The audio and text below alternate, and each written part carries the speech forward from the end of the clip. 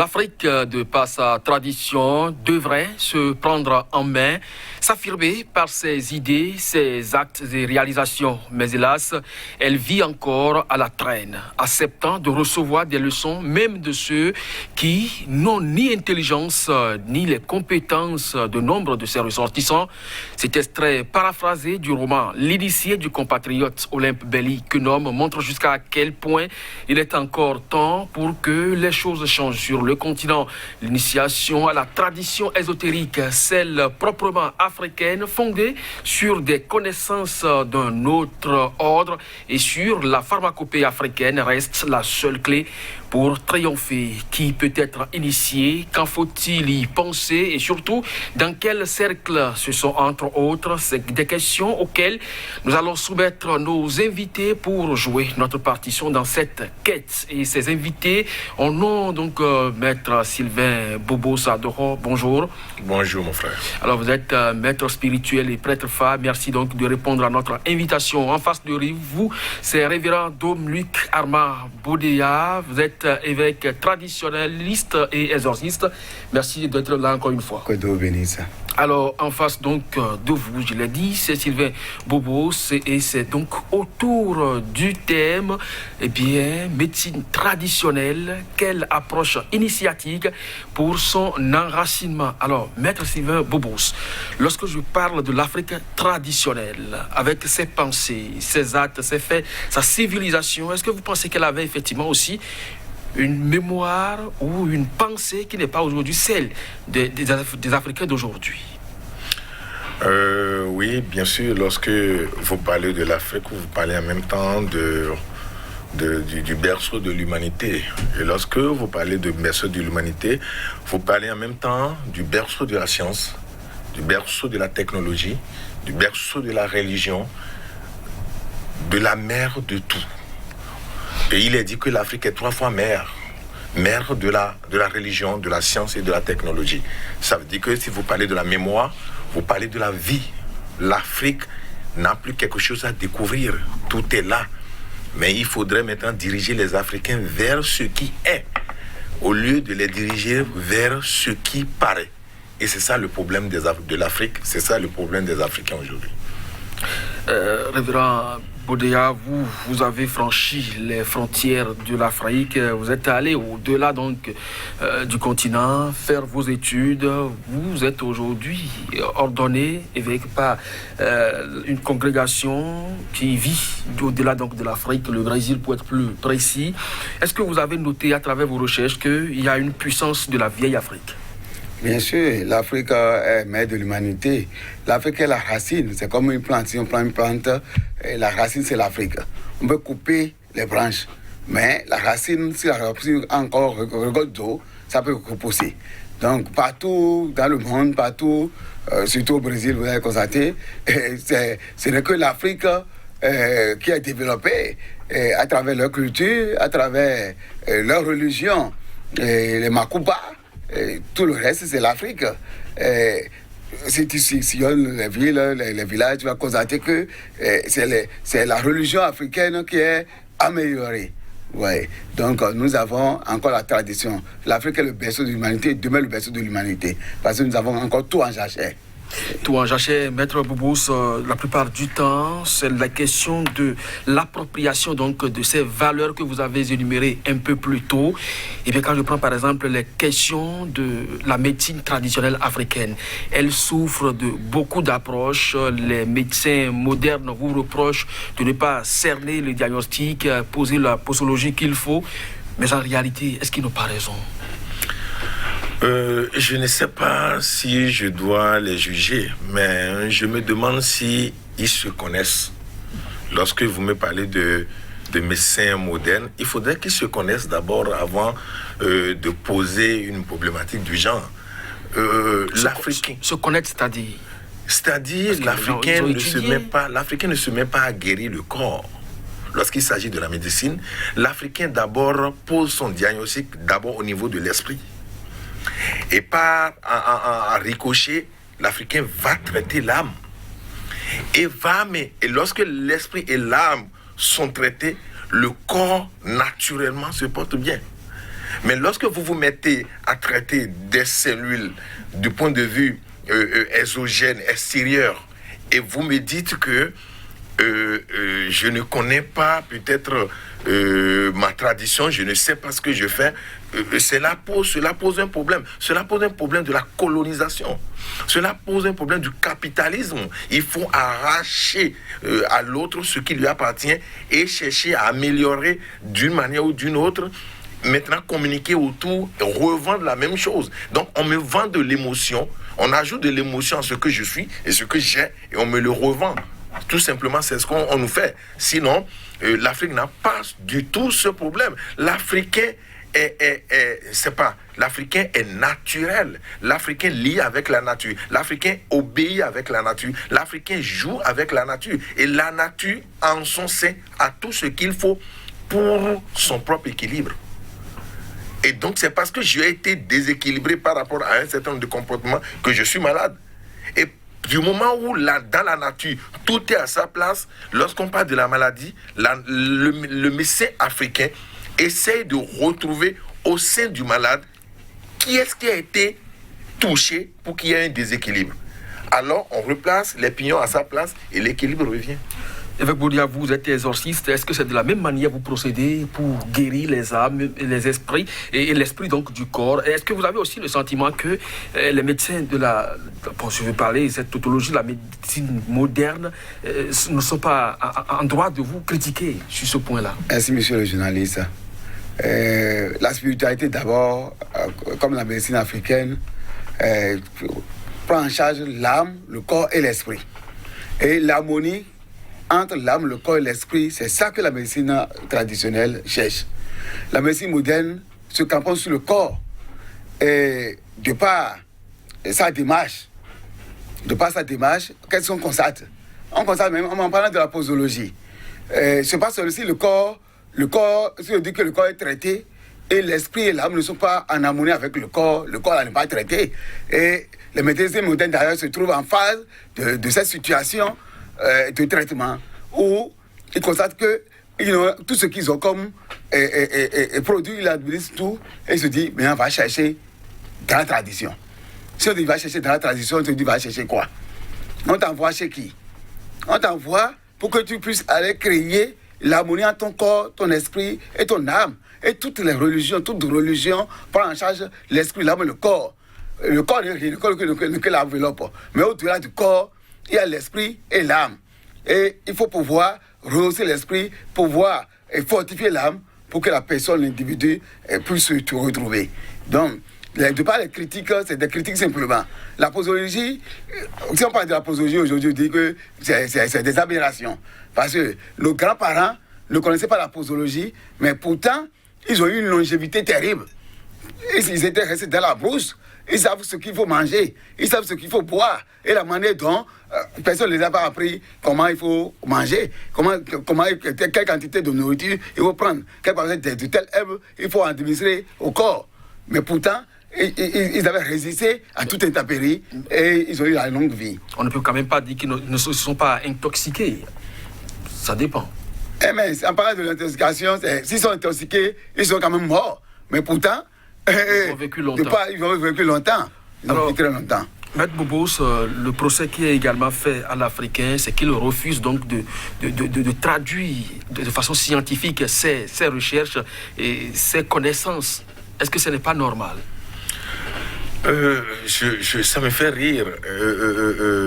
Lorsque vous me parlez de l'approche scientifique, oui. Alors, qui est-ce qui a élaboré les théories scientifiques? Ce ne sont pas les Blancs. Vous avez élaboré votre théorie parce que vous ne voulez pas prendre en compte ma théorie à moi. Si vous pouvez constater, ce n'est pas la même jarre pour l'Africain. Lorsqu'il s'agit de faire une tisane de bain, il n'utilise même pas la même jarre lorsqu'il s'agit d'une tisane qu'il faut boire. Vous ne voyez pas que depuis, à l'origine déjà, on a une posologie. La jarre qui sert à préparer une tisane pour le bain n'est pas la jarre qui prépare la tisane à boire. Ça veut dire que déjà, le bocal, il y a déjà une dimension de posologie à ce niveau-là.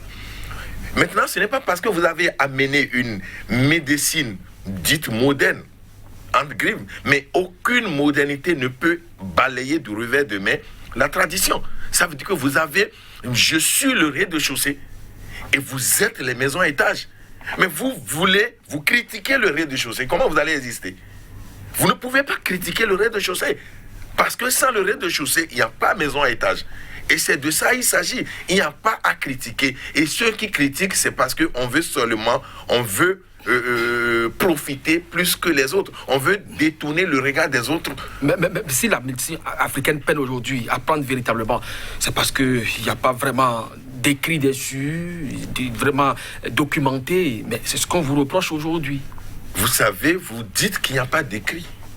Parce qu'on n'a pas cherché, on ne vous pousse pas à aller vers ce qui est pour vous. Je vais vous donner un exemple du phare. Il y a un gigot de diamant qui était sur une montagne. Le premier qui est venu, la montagne était proche d'une rivière. Le premier qui est venu, il a regardé dans la rivière et il a vu un gigot de diamant dedans. C'est-à-dire le reflet de ce qui est en haut. Il a appelé des gens. Tout le monde est venu regarder dans l'eau et on se dit c'est dans l'eau. Les plongeurs plongent pour aller chercher, personne n'y trouve. Les plongeurs plongent, personne n'y trouve. Et le grand rhume là est venu, il regarde. Il a vu que c'était un reflet, il regarde en haut, il est allé, il a pris. Vous savez ce que le phare est en train de dire? C'est-à-dire on vous amène à regarder le reflet au lieu d'aller vers l'essentiel. Mais si on vous crée une école, qui est-ce qui a inventé les écoles aujourd'hui? Ce ne sont pas les autres. Vous imaginez qu'on peut créer une école qui ne sera pas au profit de ceux qui ont créé les écoles pour vous? Mais au lieu d'aller à l'école de vos ancêtres, s'il faut associer les deux, mais vous n'êtes jamais allé à l'école de vos ancêtres. Et c'est ce qui fait votre problème aujourd'hui. Sinon, écrit, il y en a suffisamment. Lorsque on parle de 256 phares, vous ne savez pas que dans chaque phare se trouvent toutes les maladies. Dans un phare se trouvent les maladies liées. Il n'y a plus d'alcane de vie qui ne se retrouve pas dans le phare. C'est comme l'encyclopédie de la vie. Allez vers cette école-là. Mais peut-être ce serait difficile pour vous parce que vous étiez dans une approche vous étiez dans une dimension qui ne vous permet pas d'apprécier ou de vous retrouver dans ce qui sera nouveau pour vous alors que cette chose était ancienne. Évêque Boulia, est-ce que vous n'avez pas l'impression, lorsque M. Bobos parle de 256 signes de phare, pour ne serait-ce que illustrer un peu les écrits qu'il y a sur la médecine africaine, est-ce que vous n'avez pas l'impression que c'est trop codé? Disons trop codé, mais la médecine africaine, même si on dit qu'il n'y a pas d'écrit, c'est la tradition que nous avons qui nous amène derrière. Nous avons la tradition orale. Et la tradition écrite, c'est plus tard que c'est venu chez nous en Afrique. Mais l'initié, c'est celui qui reste à côté de sachant qui apprend. Et c'est ça la question. Donc, ce n'est pas que la personne se lève et le sachant écrit. Non, le sachant n'écrit rien dans le livre. D'abord, tout ce qui est écrit dans les livres, combien de personnes arrivent à lire correctement ou bien regarder. Mais on veut transmettre une connaissance. Et c'est la méthode africaine. On veut transmettre la connaissance pour voir si est-ce que l'apprenti, l'initié, est-ce qu'il s'approprie effectivement de la connaissance. On peut écrire beaucoup de choses dans les livres. D'ailleurs, la question que vous voulez vous poser, vous pouvez comprendre. La médecine moderne, il y a beaucoup de choses qui sont écrites dans les livres. Et aujourd'hui, ils même constatent, ils se confrontent avec la réalité. Sinon, si la médecine moderne aussi était si juste, là, il n'y aura plus de malades. Mais aujourd'hui, trop de malades avec même la médecine moderne. Et on se pose la question, est-ce qu'il ne faudrait même pas retourner même dans la tradition? Moi, j'ai fait plus de 15 ans sans prendre de quinine, sans prendre de Nivaquine. Si je sens des malaises, je vois dans mon répertoire pour pouvoir prendre un produit, pour pouvoir me guérir. Donc, c'est toi-même, c'est la personne même. C'est-à-dire c'est l'individu même qui est déjà fomenté à aller vers ce qui est moderne. Et c'est ça ce que nous avons, c'est ça le problème que nous avons aujourd'hui avec la médecine traditionnelle. Okay. Et personne ne cherche même pas à s'initier. Aujourd'hui, il faut encore faire recours à quelque peu de personnes qui maîtrisent encore cette médecine-là et s'initier. Mais si tu veux avoir tout écrit dans le livre, tu n'auras pas. Tu n'auras pas. Alors, Maître Bobos, voilà donc la situation, c'est celui qui reste à côté donc du sachant qui s'initie. Alors, tout le monde ne peut quand même pas être aux côtés du sachant. La tradition orale, lorsqu'on vous rapporte des propos, vous n'êtes pas vraiment habilité. Si vous n'avez pas cette mémoire d'éléphant-là, de tout rapporter de façon juste, est-ce que vous n'avez pas l'impression que ce procédé fait en sorte que nous perdions des pans essentiels de cette connaissance-là? Nous ne perdons pas, nous sommes seulement déprogrammés. On nous a programmés à autre chose. Vous savez, le cerveau est fait, même si vous n'êtes pas intelligent, on ne force pas le cerveau à garder. Il suffit que vous répétiez plusieurs fois et le cerveau garde. Allez étudier la morphologie du cerveau, vous allez voir. Répétez la même chose plusieurs fois, vous verrez. C'est pour cela qu'on vous a déprogrammé à quelque chose et c'est cette chose que vous avez toujours répété jusqu'à ce que vous laissez de côté ce qui est essentiel. Moi, je vais vous donner un exemple. Ma femme était malade, avait un problème. Moi, j'ai composé une tisane, je lui ai dit de boire. Elle a bu, elle dit qu'elle n'est pas satisfaite, qu'elle doit aller à l'hôpital. Et j'ai dit, mais pour cette maladie, tu ne perds pas ton temps pour aller à l'hôpital. Va alors chez un pharmacien. Mais avant d'aller, j'ai pris mon bic, moi-même, je lui ai écrit un médicament de la pharmacie. J'ai dit, arrivez là-bas, paye ça. Si c'est seulement médecine médone qui doit te guérir. Elle a caché la feuille et elle a posé le problème au docteur pharmacien qui lui a vendu exactement ce que moi, je lui ai écrit à la maison. Vous voyez combien de fois nous sommes déprogrammés?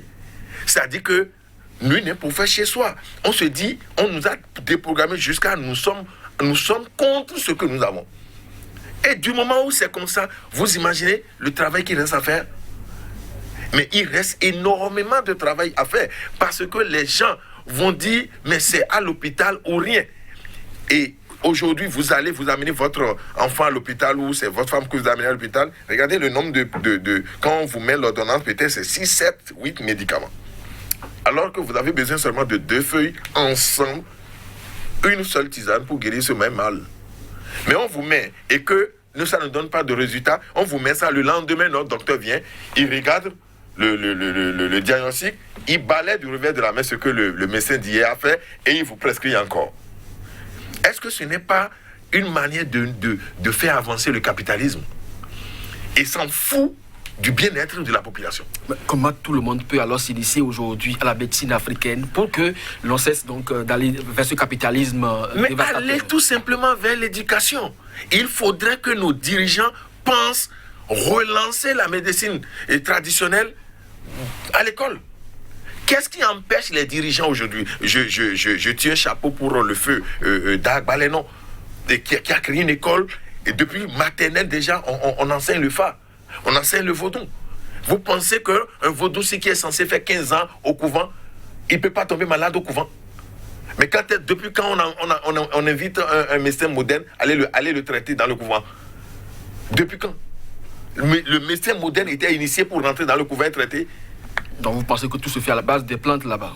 Mais on peut seulement dire un mot et le malade va se lever. Justement, c'est ça, on va appeler donc les noms essentiels tout à l'heure. Vous allez donc en parler. Alors, évêque Boudia, voilà donc une situation que M. Sylvain Bobos vient donc d'énumérer. Une femme qui est malade, sa propre femme lui a administré une potion, mais elle estime qu'elle n'est pas satisfaite. C'est ça les insuffisances quand même de la médecine. Oui, c'est les insuffisances. Nous sommes colonisés jusqu'à notre âme. C'est ça le problème que nous avons. Parce que la colonisation, c'est pas même la religion, c'est l'être même, c'est notre être même qui est colonisé. Et c'est notre être colonisé, et nous ne voulons que ce qui vient d'ailleurs. Nous ne mesurons pas les conséquences de ce qui vient d'ailleurs sur notre vie. C'est après que nous constatons, au fur et à mesure que nous constatons que vraiment, si on va copier tout ce qui arrive d'ailleurs, là, nous aurons des problèmes. Et nous avons des problèmes aujourd'hui. Vous savez, avant la solidarité que nous avons, la solidarité qu'il y a simplement dans nos familles, est-ce que cette solidarité continue de rester? C'est l'individualisme aujourd'hui.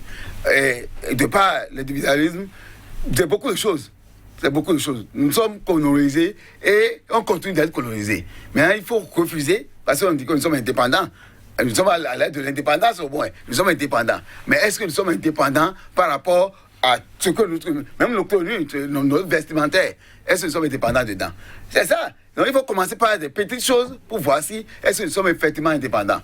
Chez nous en Afrique, les grands-parents connaissaient tout ce qu'il faut. Ils tissaient, mais ils tissaient des tissus. Mais combien de personnes aujourd'hui s'intéressent même à ces tissus-là? Donc si nous laissons coloniser jusqu'à notre âme, c'est que tout ce que nous avons, les revers même, vont pouvoir détruire nos vies. Si aujourd'hui on parle de durée de vie de Béninois à 50 ans, bien 45 ans, on se pose la question. Mais nos parents avaient vécu. Le jeune a la chance de voir sa mère, sa grand-mère et ainsi de suite. Mais aujourd'hui, à peine on voit le moment. Parce que si l'âge de décès est à 45 ans, 50 ans, à peine on voit le moment. C'est ça la question. Donc, on doit pouvoir se poser la question, qu'est-ce qui ne va pas? Où est-ce que nous avons échoué? Et de part, le blanc s'en fout de nous. Il s'en fout de nous. Ils se disent, mais l'Africain est incapable. Mais nous ne sommes pas incapables. Ils savent que nous avons vraiment de qualité, nous savons beaucoup de choses, mais on nous a rendus incapables. Et on veut que nous soyons incapables. Nous acceptons notre incapacité. C'est sérieux. Alors, évêque Maître Bobos, vous avez tout à l'heure parlé donc de prononcer juste dans ce couvent-là un nom, et puis la maladie l'a déjà trouvé solution. Est-ce que c'est ce que vous appelez incantation, ou bien nom essentiel, ou les premiers noms? Oui, c'est ce qu'on appelle les premiers noms. Et lorsque vous maîtrisez le premier nom, vous maîtrisez tout ce qu'il contient. Et avec ça, vous avez la possibilité de tout faire avec, parce que vous comprenez l'essence même de la chose. C'est à partir de l'essence de la chose qu'on donne ce nom. À partir de l'essence de la chose qu'on donne ce nom. Vous connaissez l'essence, alors qu'est-ce qui reste? Il reste seulement à l'utiliser par rapport à ce que ça doit faire. Lorsque on vous donne véritablement un nom, je donne un nom, par exemple, Tiayo, c'est une feuille. Mais la plupart du temps, on la triture pour mettre ça dans la plaie, pour mettre ça dans les oreilles, pour mettre ça dans les narines lorsqu'on n'arrive plus à bien respirer, pour mettre ça même dans les oreilles lorsqu'on a un mal d'oreille. Mais ça là, c'est encore le nom vulgaire. Mais c'est quand même le premier nom. Mais il y a encore premier nom, il y a un autre nom qui précède ce premier nom. Lorsqu'on doit rentrer maintenant dans le traitement de tout ce qui est maladie spirituelle, maladie de l'âme, on ne dit plus Tiayo, on va dire Bodokhli.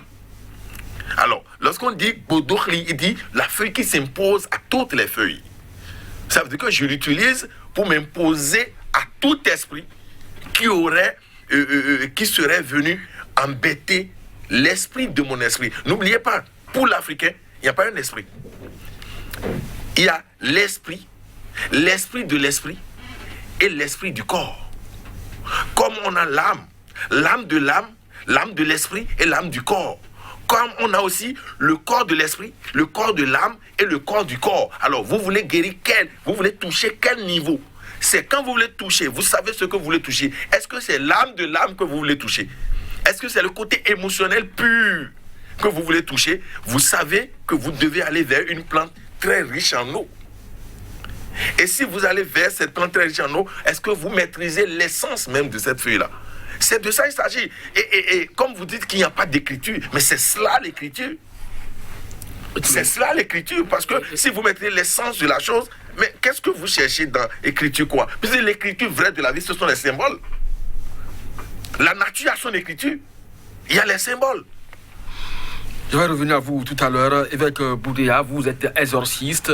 Il vous arrive au-delà de la prière, des encens et autres, de rentrer dans le domaine des plantes. D'ailleurs, vous en êtes spécialiste. Vous avez fait beaucoup de productions là-dessus, je le rappelle. Mais autant que Maître Bobos, et vous avez donc fait des publications donc, à cet effet.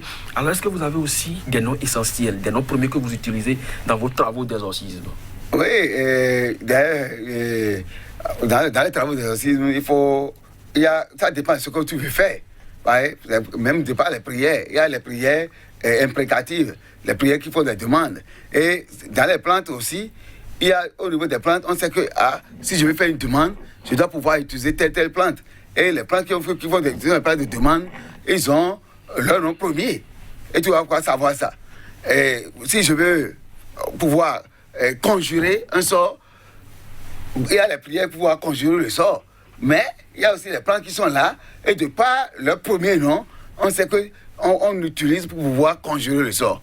Donc, c'est par là maintenant qu'il faut pouvoir voir et savoir concrètement ce qu'on veut en faire.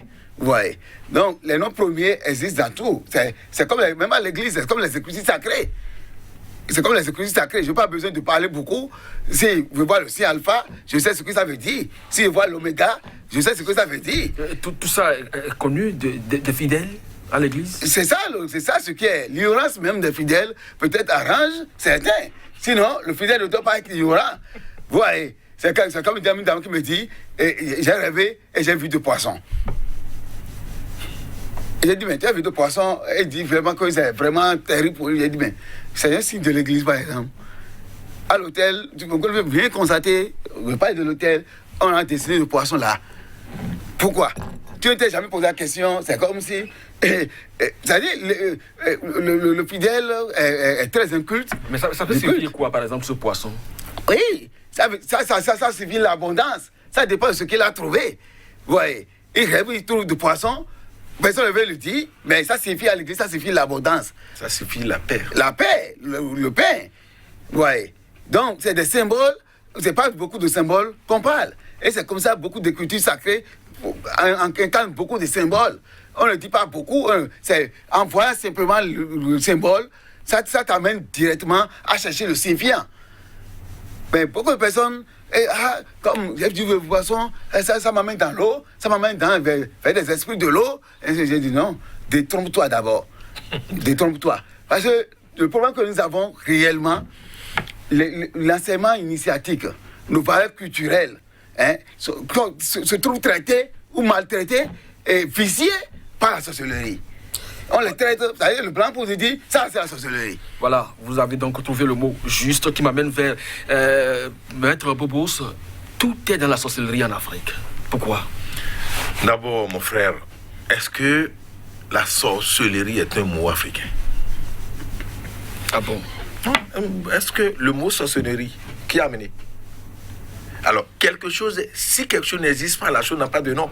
Si sorcellerie est un mot français, ça veut dire que ça existe en France. Parce que tant que quelque chose n'existe pas, la chose n'a pas de nom. Donc chez eux, il y a sorcellerie. Bon, mais il y a quand même des sorcelleries qui font du bien. Par exemple, pour faire des inventions. Rien ne fait du bien, rien ne fait du mal. Il n'y a pas du mal, il n'y a pas du bien. Il y a ce qui est. Il y a ce qui est. Ça dépend de ce que tu en fais. C'est l'utilisation qui pose le problème. Chez nous, on appelle Azé. Et son nom premier, c'est Nundi Azedo Anao. Nundi Awawe Gléon. C'est ce que tu as fait qui est mauvais. Mais ce que j'ai utilisé pour faire quelque chose n'est pas mauvais parce que c'est une créature de Dieu. C'est une créature de la nature. La matière première, c'est ça, j'ai pris. J'ai associé avec d'autres matières premières pour en faire quelque chose. Jusque-là, ce n'est pas encore mauvais. Mais c'est l'utilisation qui est mauvaise ou bien. Donc, il n'y a pas de bien, il n'y a pas de mauvais. Nous, on dit azé, nous, on dit azé douana, nous, on dit azé douana. Point. Je mets un fusil à feu là, ça peut faire 1000 ans, ça ne va pas tuer quelqu'un. Mais il faut qu'un homme prenne ça pour tirer sur quelqu'un. Et donc, on ne peut pas mettre le problème de sorcellerie devant pour déprogrammer l'Africain. L'Africain même accède facilement. Et c'est un travail qui était fait depuis. Les premiers qui sont venus en Afrique pour pouvoir concevoir cette dimension des faits, on les appelle comment? Les missionnaires. Mais les mots missionnaires veut dire quoi? Ceux qui sont allés en mission. Donc, ils sont allés en mission. Pour voir, ce sont les sociologues et les anthropologues, pour voir comment les Africains fonctionnent. Alors, qu'est-ce qu'il faut faire pour leur faire un lavage du cerveau? Et regardez, depuis ce temps jusqu'à aujourd'hui, on continue de faire le lavage du cerveau, encore et encore et encore et encore. Et on vous dit des choses. On prend parfois vos zéros et on leur attribue un nom français ou un nom peut-être moderne et on dit maintenant c'est ça. Et jamais vous n'avez quelqu'un qui soit bien. Mohamed Ali disait, un jour je vais quitter la terre et on dira je suis français.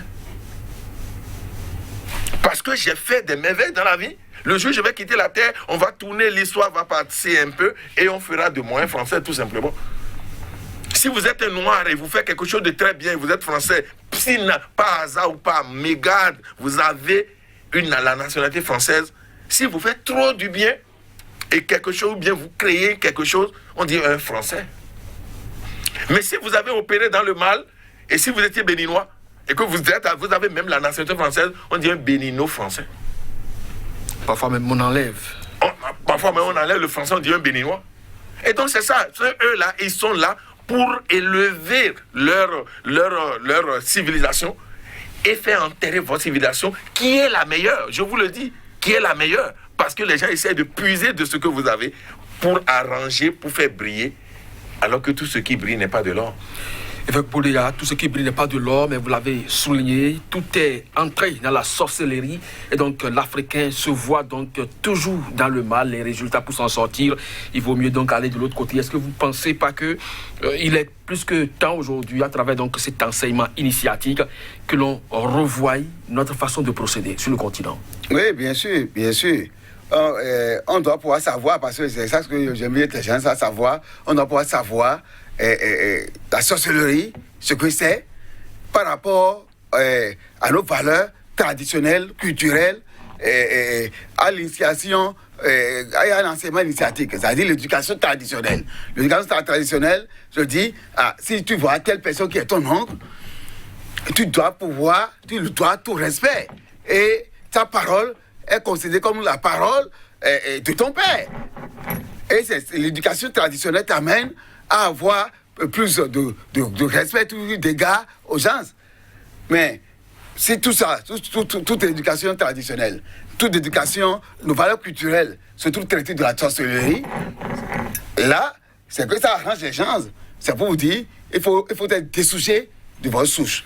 Et là, on peut vous utiliser maintenant. Parce que si tu n'as pas une culture, ta culture est manipulée. Tu n'as plus de repères. Tu n'as plus de repères. Si on dit, telle personne est fond, il doit pouvoir savoir un certain nombre de principes fonds. Sinon, il se trouve perdu. C'est ça. Mais si on traite toutes nos cultures de sorcellerie, toutes nos cultures de sorcellerie, la sorcellerie même qui existe, il y a le pouvoir et la connaissance et l'égrégore. Mais dans la connaissance de la sorcellerie, les Blancs en ont utilisé et à fond la connaissance de la sorcellerie, même le pouvoir de la sorcellerie. Si on vous fait croire que la magie blanche n'est pas nuisible, la magie blanche aussi est nuisible comme la magie noire, comme la magie rouge. Tout ça, c'est la sorcellerie. Mais pourquoi, pour eux, ils ont parlé de la magie blanche, et pour nous, c'est teinté de noir, et c'est ça qui fait du mal. Maître Bobos, la pensée utilisée dans le verbe, est-ce que c'est ça qui est appelé sorcellerie? L'incantation, son effet? D'abord, il faut comprendre que la pensée a son effet forcément. La pensée est la chose qui précède la parole. Et le fond l'appelle l'élé, pour dire ce qui est venu de lointain. L'élé, ce qui est venu de loin. Alors, tu peux modifier ça, parce que ça quitte très loin. Ne permet pas à ce que cela vienne à la concrétisation. L'élé, donc ça quitte loin. Si tu permets à ce que cette pensée vienne à la dimension verbe, ça devient compliqué déjà pour toi, parce que c'est prêt à se concrétiser. Et si jamais les émotions sont nourries par rapport à ce que tu dis, c'est comme si tu arroses une graine que tu as mis sous terre. Et jamais si ça sort, tu n'as plus la possibilité de lui donner une forme, parce que ça devient comme un bois solide. Et donc, on peut avoir, du moment où l'homme est à l'image et à la ressemblance de Dieu, ses pensées déjà peuvent être négatives. Les pensées négatives peuvent déjà faire du ravage, comme les pensées positives peuvent faire du ravage. Mais je vais vous dire quelque chose. Je reviens un peu à ce que Père a dit. Tout ce qui est bien, où on attribue le mot blanc à tout ce qui est bien, et on attribue le mot noir à tout ce qui est mauvais.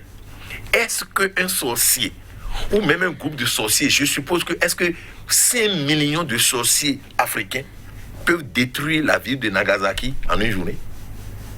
Avec quelle sorcellerie? Or, la sorcellerie dite blanche, en une minute, a fait sauter toute la ville de Nagasaki et il restait seulement une église sans toit. Quelle est la sorcellerie qui est plus dangereuse? Une sorcellerie qui détruit Hiroshima complètement. Il n'y a plus de vie humaine sur Terre là. Cette sorcellerie n'est pas négative. Cette sorcellerie, elle est positive. Mais c'est un petit homme quelque part qui a sa pensée et qui se base sur l'égrégore de la société, puisqu'on appelle la chose finit par grandir tous les jours. Et donc, il fonde sa pensée sur ce qui est là et il se met à penser mal de toi, à faire de petites choses. Mais quand est-ce qu'il va réussir? Du moment où tu sens le mal, tu as la possibilité d'aller voir des gens encore et dans cette lutte, tu peux encore gagner. Mais l'autre, on ne te permet même pas de réfléchir, de gagner. Et vous pensez que c'est pour l'autre qui est bien. Pour vous n'est pas bien. Je vais vous donner un autre exemple. On dit dans la Bible que les gens ont crucifié Jésus, n'est-ce pas? Mais on dit que c'est les grands prêtres qui l'ont crucifié, n'est-ce pas? Mais est-ce qu'on peut crucifier quelqu'un à cause de ce qu'il dit, ce qu'il fait, et se mettre à encore transmettre son enseignement? Ça veut dire quoi? On l'a tué pour quelque chose. Donc, on est contre ce qu'il fait. Et donc, les mêmes sont là pour reprendre avec ce qu'il faisait. Et donc, on l'a tué. Maintenant, aujourd'hui, ceux-là nous disent, c'est son enseignement qu'on nous transmet. Non, c'est pour nous utiliser. Et nous sommes utilisés comme bon leur semble. Ils n'ont même pas de problème pour le faire. J'ai vu sur WhatsApp hier des enfants qui se baignaient dans l'eau.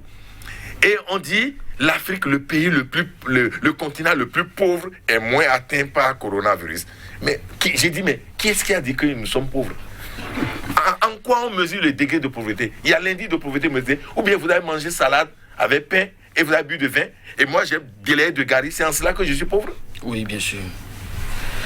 Nous devons faire attention. Alors, évêque Bodéa, est-ce que vous pensez aujourd'hui que l'Afrique peut s'ouvrir à la modernité tout en conservant ce qu'elle a d'essentiel? Oui, l'Afrique, d'ailleurs, aujourd'hui, il faut encore former une génération tournée vers sa valeur, sa culture. Qui va le faire? Et c'est ça ce que nous sommes en train de faire déjà. On a commencé, tout ce que nous sommes en train de dire, c'est pour attirer la conscience des gens sur ce qu'ils ont. Parce que si on se dit que tu es pauvre, c'est qu'on te dit que tu n'as rien. Tu n'as rien. Mais tu as des choses. Et ce que tu as, il faut te contenter de ce que tu as d'abord. Et à partir de ce que tu as, tu cherches à compléter s'il faut compléter. Ouais. Mais si on te dit que tu n'as rien, alors que le peu que tu as, c'est là, et on te dit que tu as. Tu dois savoir que si on me dit que ce qui te dit que tu n'as rien, et tu sais que tu as quelque chose, il vaudrait mieux commencer par ce que tu as et conserver ce que tu as pour ne pas t'appauvrir totalement. Et c'est ce qu'il nous faut aujourd'hui. Il faut conscientiser les jeunes. Il faut conscientiser. Un élite français, il était à l'hôpital, il a tout fait. Et il me dit, mais je ne comprends pas. On m'a tout diagnostiqué des choses, j'ai toujours fait, j'ai tout utilisé, et je me suis trouvé détruit. Maintenant, je veux forcément me faire traiter à l'africaine. Mais qu'est-ce que tu appelles l'africaine? Tu me fais traiter à l'africaine, ça veut dire que tu acceptes maintenant tous les principes. C'est au moment où on constate, au moment où on se trouve déjà dans l'échec, dans le labyrinthe de l'échec, qu'on se dit, mais il faut maintenant que je me retourne vers ma tradition pour chercher ce qui est bien. Et là, c'est déjà trop tard pour toi. C'est déjà trop tard.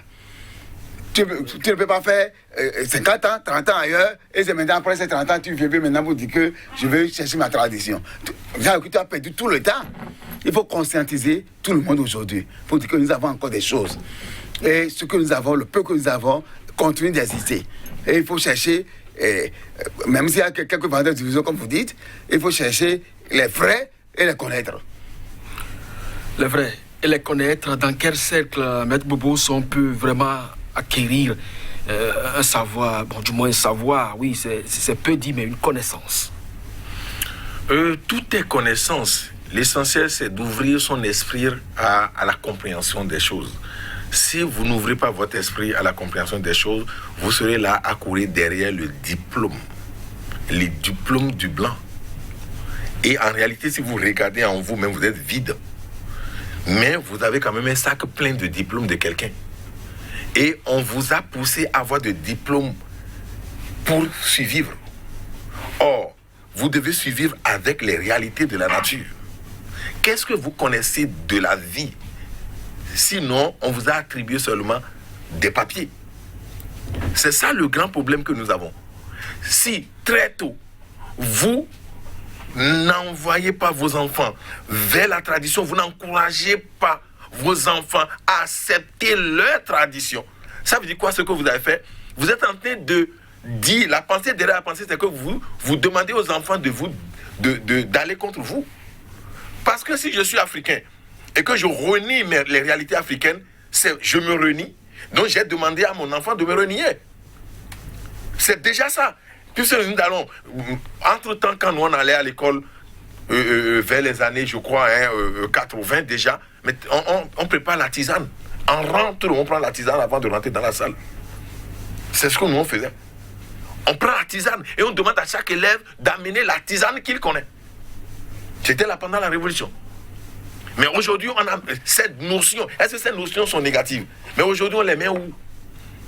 En son temps, on pouvait dire qui est le fondateur du royaume de Mali, qui est le fondateur du royaume du Bénin. Est-ce que vous pouvez demander encore à un élève aujourd'hui? Ça veut dire qu'on nous pousse tout le temps à nous oublier. Il n'y a plus maintenant cette notion. On ne parle plus bien de votre grand-père, de votre arrière-grand-père. Et donc, pour vous, on présente votre arrière-grand-père comme étant un sorcier, comme étant un Satan, comme étant un diable, comme étant un mauvais. Vous allez faire comment? Vous allez railler votre arrière-grand-père. Et vous raillez votre arrière-grand-père avec toute sa science. Alors, il faut maintenant qu'on vous amène à commencer par aimer votre famille, votre entourage. Et comme ça, vous allez commencer par aimer votre Afrique.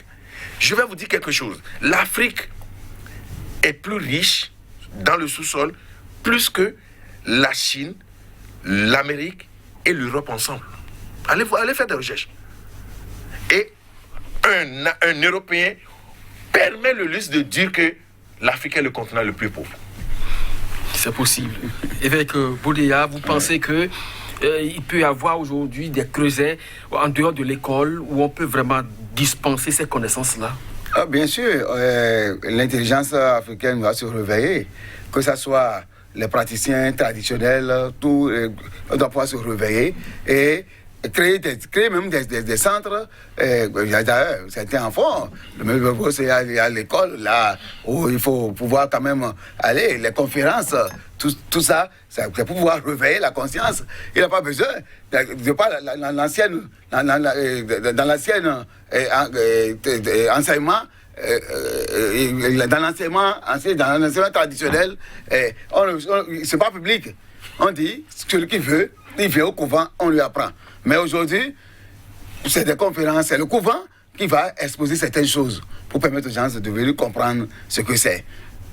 La peur qui est inculquée dans nos âmes et dans nos corps, dans notre esprit, c'est ça la question. On te fait peur même de ta propre culture. Ouais. Et cette peur, à force de faire des conférences, à force de créer des creusets, ça permet à ce que cette peur soit dissuadée. Moi, j'étais à une conférence avec des Blancs et on dit se présenter. Tu donnes ton nom et tu donnes la signification.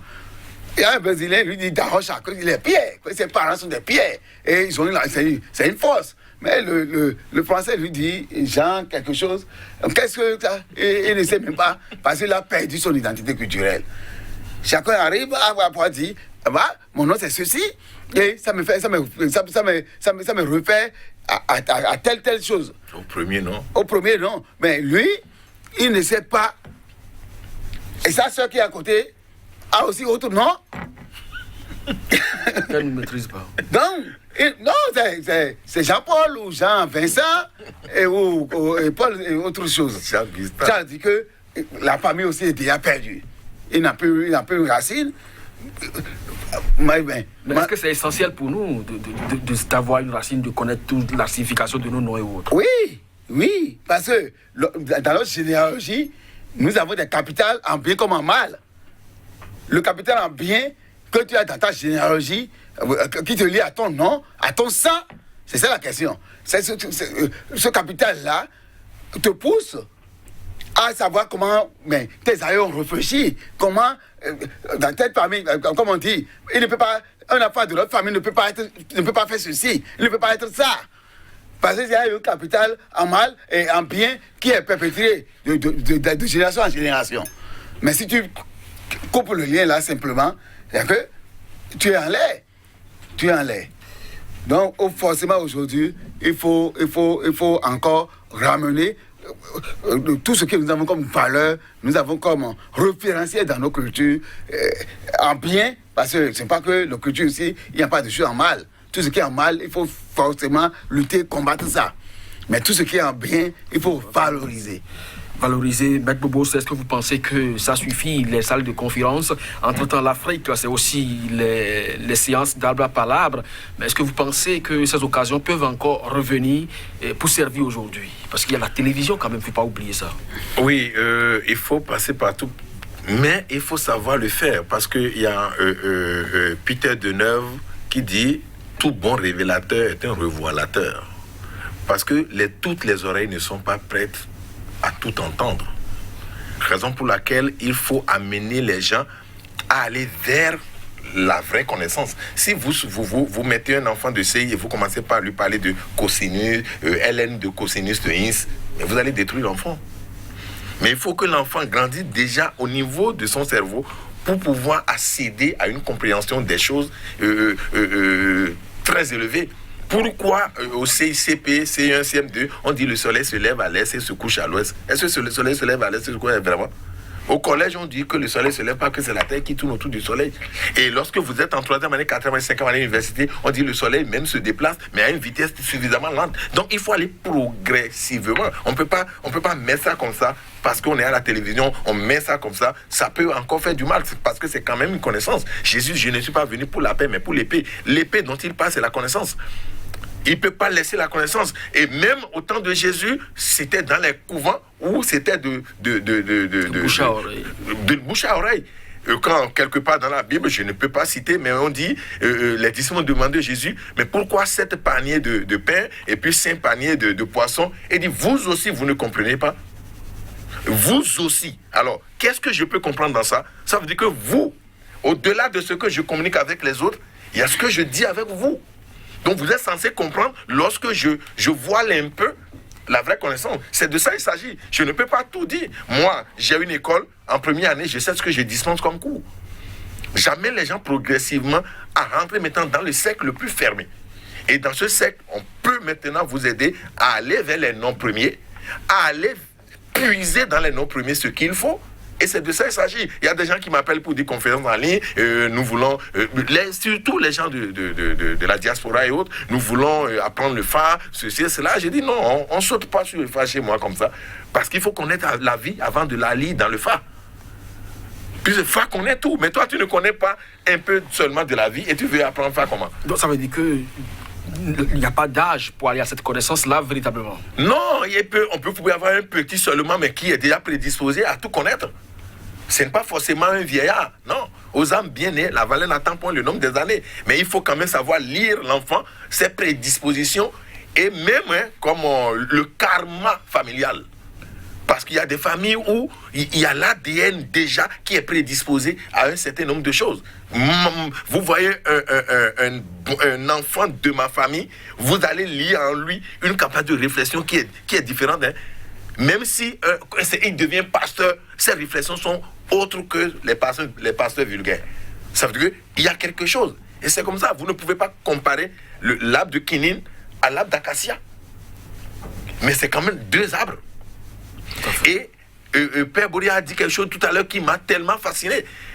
Si vous perdez votre identité, vous pouvez être à côté de votre frère sans le connaître. Même avec le nom. Alors, quel est l'animal qui fait véritablement peur dans la forêt? Vous pensez que c'est le lion? Vous faites erreur. C'est la fourmi. Et regardez pourquoi la fourmi fait peur à tous les animaux. Parce que les fourmis sont ensemble. Et plus vous êtes ensemble, vous avez la possibilité de vous imposer. Si tout de suite, je forme une équipe de 2 millions de personnes, attention, lors des élections, j'aurai tellement de candidats chez moi. Hein. Parce que j'ai une force là. Mais c'est de ça qu'il s'agit. Donc, si vous oubliez votre famille, vous dessouchez. Il y a même un phare qui dit, l'animal qui se sépare du groupe, de son groupe, sera la proie des fauves. Ça veut dire que si, au lieu de rester ensemble avec vos pères, vous sortez pour aller là-bas, c'est facile pour un autre animal de vous prendre et de vous manger. C'est ça, de ça il s'agit. Alors, évêque Boudéa, au-delà donc des connaissances des noms premiers, il y a les plantes également qu'on doit connaître. Est-ce que vous pensez qu'on doit également trouver des séances de conférences ou d'arbre par l'arbre? Parce que la plupart du temps, nous sommes dans la déforestation avancée aujourd'hui. Il y a des plantes dont vous avez le nom, mais vous n'avez plus le produit sur place. Qu'est-ce qu'il est possible de faire pour la conservation au moins de la forêt? Oui, c'est vraiment dommage pour nous, parce que nous sommes en train de tout perdre. Nous sommes en train de tout perdre et puis ce n'est pas facile et ça ne sera pas facile pour nous. De part, j'ai suivi même une conférence rapidement, il n'y avait pas de ça. Les gens disent quoi? Ils ont dit qu'avant, nos parents utilisaient les tabacs et la roue et la terre encore maintenue. Mais avec l'industrialisation et les machines qu'ils utilisent pour pouvoir hacker la terre, les vers de terre s'en vont et ce qui est produit aujourd'hui ne se trouve plus. L'effort, ils font rapidement des efforts, des États, mais ils n'ont plus la quantité qu'il faut. C'est le même problème que nous avons. La forêt est en train de partir. Et les gens font tout aussi pour que nous n'ayons plus la forêt. Et même systématiquement avant, même si c'est une plante qui est poussée quelque part, tout le monde fait tout pour pouvoir maintenir. Mais aujourd'hui, on nous apprend, on dit, mais ça c'est des herbes, il faut détruire. Donc on doit pouvoir corriger cet état des choses pour que la vie puisse avancer. Est-ce que vous avez foi que demain sera meilleur pour la médecine africaine? Bien sûr, ça c'est sûr, parce que quelle que soit la lutte, la médecine moderne va s'imposer, la médecine traditionnelle va s'imposer. Maître Bobos, en une seconde, vous avez foi? Il y a une loi en double qui dit l'involution et l'évolution. Nous étions dans l'involution maintenant, nous sommes en train de rentrer dans l'évolution.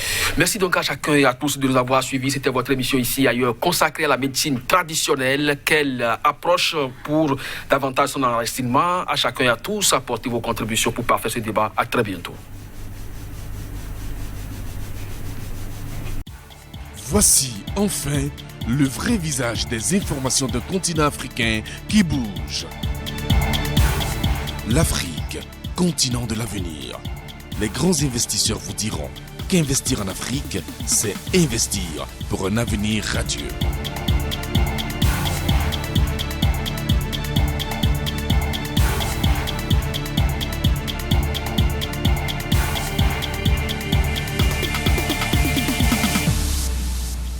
Sika, c'est la nouvelle chaîne de télévision exclusivement consacrée à l'actualité socio-économique, toutes les 30 minutes en Afrique.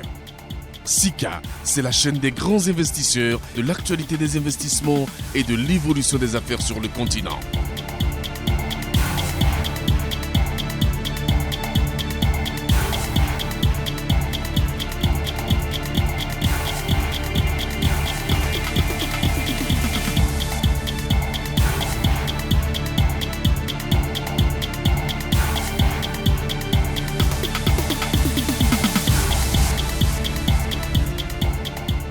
Le seul choix, la seule chaîne pour rester connecté à l'Afrique qui bouge.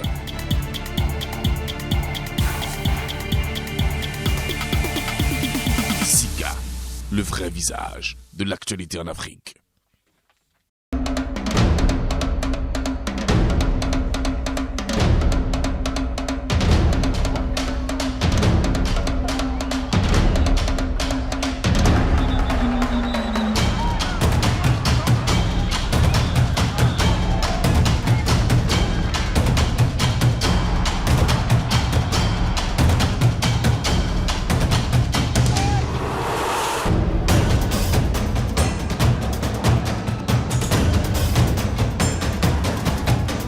If they want to get you, they'll get you.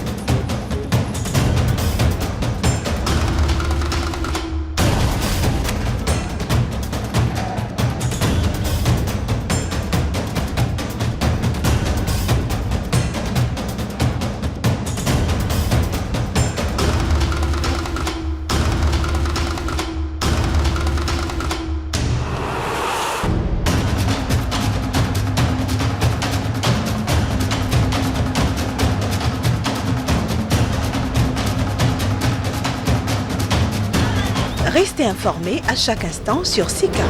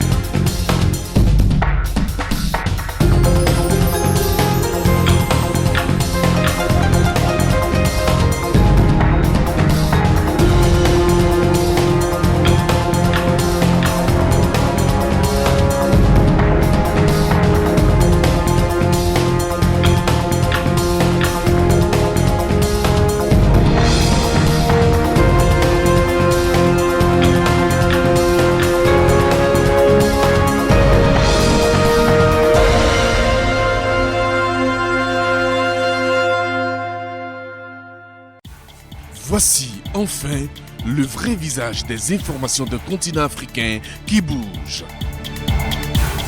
L'Afrique, continent de l'avenir. Les grands investisseurs vous diront qu'investir en Afrique, c'est investir pour un avenir radieux.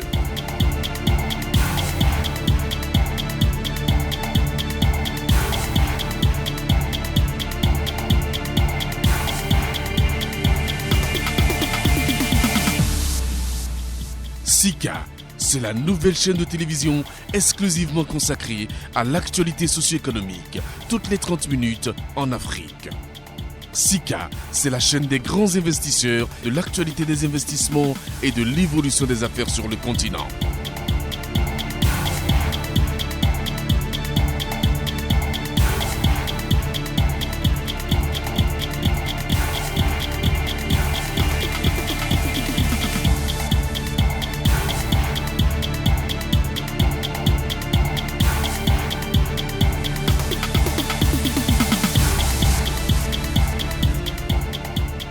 Le seul choix, la seule chaîne pour rester connecté à l'Afrique qui bouge.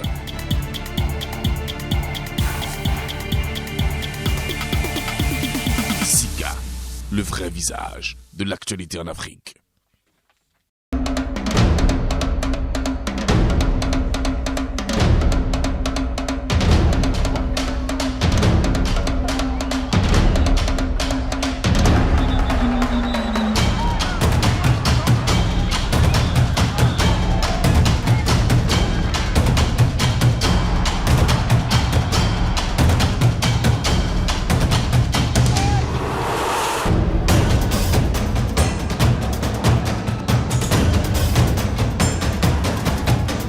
If they want to get you